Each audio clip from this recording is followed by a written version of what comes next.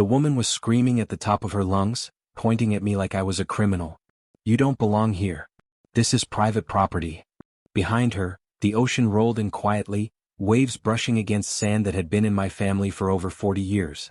A police officer looked at me, then at her, then back at the paperwork in his hands. And that's when he said the words that made her face turn white. "Ma'am, according to this deed, he's the owner." I never planned to start a war with a homeowners association. All I wanted was a quiet morning on the beach. The kind of morning where the air smells like salt and sunscreen, seagulls argue over nothing, and the world feels far away from emails, meetings, and HOA letters written in bold red ink. The beach sat behind my house on the eastern coast of Florida, technically classified as a barrier shoreline property, which is a fancy legal way of saying expensive, sensitive, and constantly fought over. My grandfather bought the land in 1979, long before the luxury condos, the gated communities, and the HOA presidents with too much time and not enough power. Back then it was just dunes, sea grass, and wooden stakes marking where the ocean liked to wander. When he passed, the property went to my father. When my father passed, it came to me. Clear title. Recorded deed. Property taxes paid on time, every year. I knew the land better than I knew most people. Which is why it was almost funny when a stranger told me I was trespassing. I was setting up a folding chair near the waterline, still well within the boundaries of my deed, when I heard the voice. "Excuse me." I turned around and saw her. Late 50s. Perfectly styled blonde hair. Oversized sunglasses. A sun hat with a designer logo stitched on the front. She looked like every HOA Facebook group moderator rolled into one body. She marched toward me like she already had a verdict. "You can't be here," she snapped. I smiled politely. "Morning.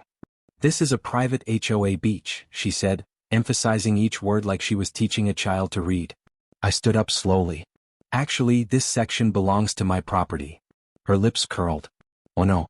No. I know everyone who owns here. You're not one of them." I gestured behind me toward my house, visible just beyond the dune line. "That's my house." She laughed. A sharp, dismissive laugh. "That house belongs to the Seabreeze Cove Association. You must be renting." That's when I knew exactly what kind of day this was going to be. Her name, according to the badge she proudly wore on a lanyard, was Linda Hawthorne, Vice President of the Seabreeze Cove HOA. She said it like it was a military rank. Linda explained without being asked that Seabreeze Cove had exclusive beach access rights, and that outsiders were not permitted to use her beach. I corrected her again. She didn't like that. "You're being very disrespectful," she said. "I will have security remove you." I looked around. No gate. No fence. No posted signage. No security booth. Just sand and ocean. "Please do," I replied. She stormed off, phone already pressed to her ear. I thought that would be the end of it. I was wrong. 3 days later, a letter arrived. Thick paper. HOA letterhead. Bold subject line. Notice of trespassing violation. According to the Seabreeze Cove HOA, I had been observed unlawfully occupying HOA-controlled beachfront property, and was subject to fines of $250 per incident. I laughed out loud. Then I read the fine print. They claimed historical easement rights. They claimed community ownership. They claimed my property line ended at the dune. All wrong. All provably wrong. But that's when I realized something important. This wasn't a mistake. This was a land grab. You see, Seabreeze Cove had a problem. Their private beach was shrinking. Erosion, rising sea levels, and poor planning had reduced their usable shoreline by almost 30% in 5 years. My beach, however, was wide, stable, protected by a natural curve in the coastline. And if they could convince the county, or a judge, that it belonged to the HOA, property values would skyrocket. So would HOA power. And Linda Hawthorne would become a hero. At my expense. The next Saturday I returned to the beach with a cooler and a book. Linda was waiting. This time she wasn't alone. 2 HOA board members stood behind her like backup dancers. She didn't speak to me. She dialed 911. Loudly. "Yes, hello," she said, staring directly at me. "There's a man trespassing on our private beach. He refuses to leave." She smirked. Minutes later, a patrol car rolled up.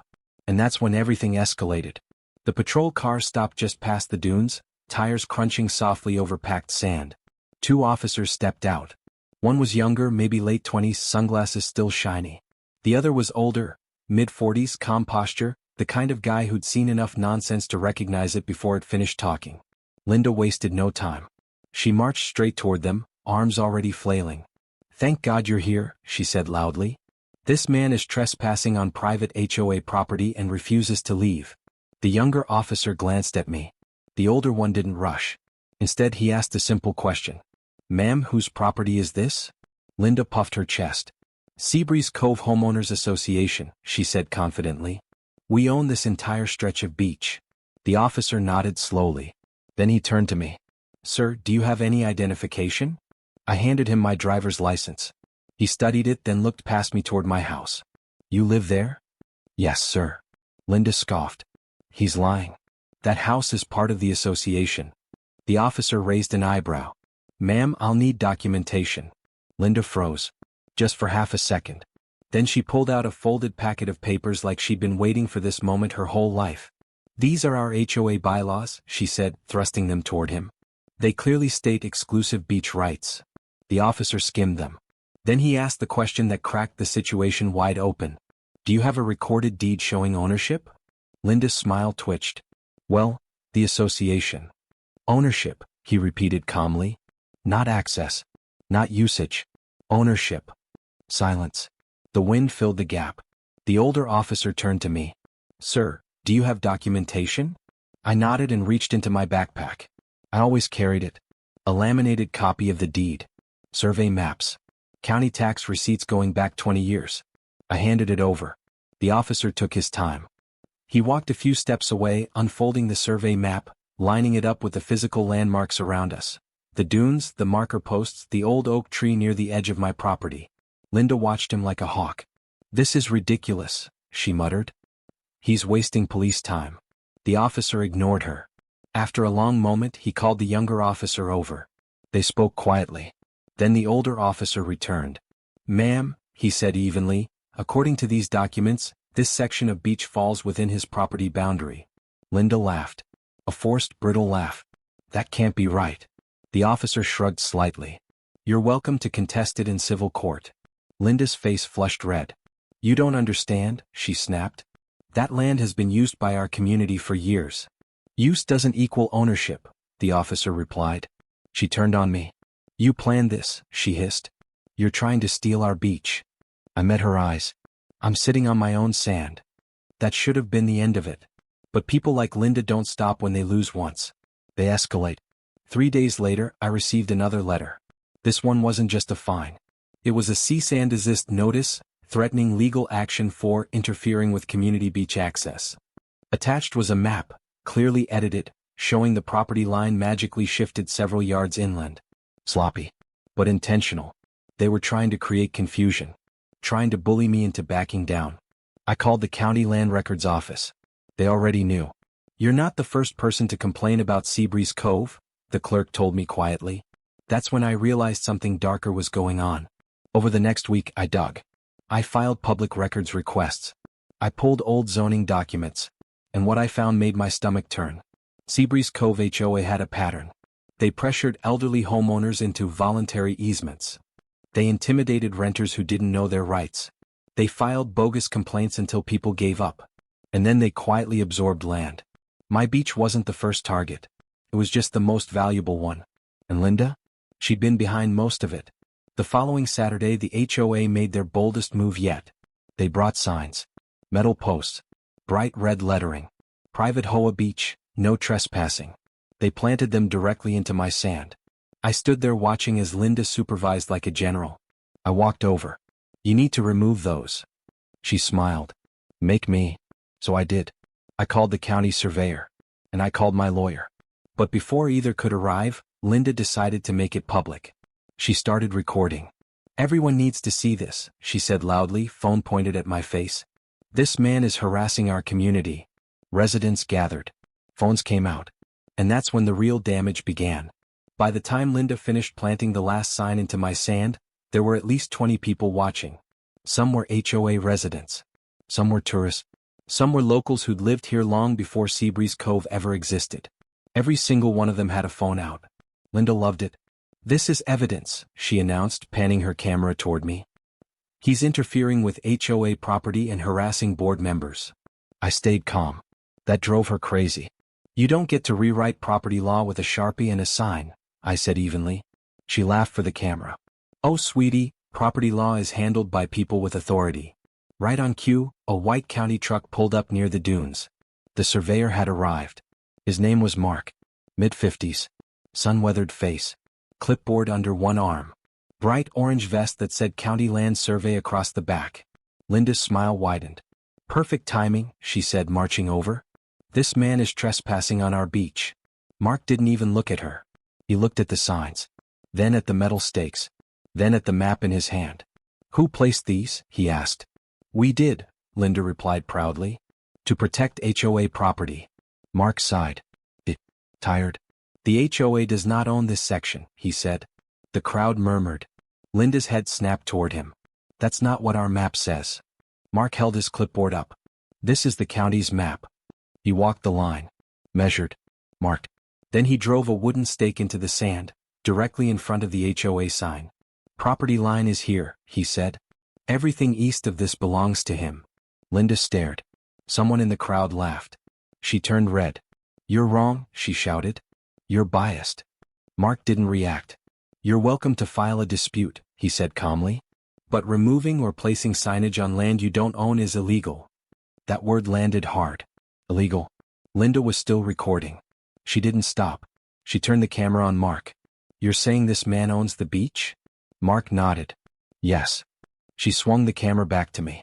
So you admit you're trying to take our beach? I smiled. No, I said. I'm protecting mine. Behind her, someone said loudly, Didn't your HOA try this with Mrs. Keller's lot last year? Linda spun. That's not relevant. But it was. Phones were rolling. And the comments were already forming. 2 days later, the video exploded. Someone uploaded it with the title, HOA Karen claims beach, gets destroyed by county surveyor. Hundreds of thousands of views. Then millions. Reddit picked it up.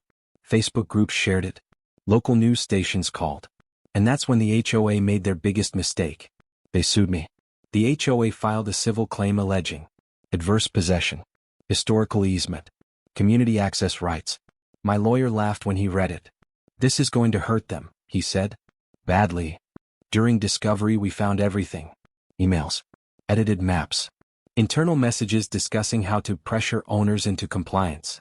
And one message from Linda herself that sealed the case. If we push hard enough, he'll give up like the others. The judge saw it. The county saw it. And so did the press. Linda sat at the plaintiff's table. No sunglasses. No smile. Just clenched hands and tight lips. The judge reviewed the deed. Reviewed the survey. Reviewed the HOA emails. Then looked up.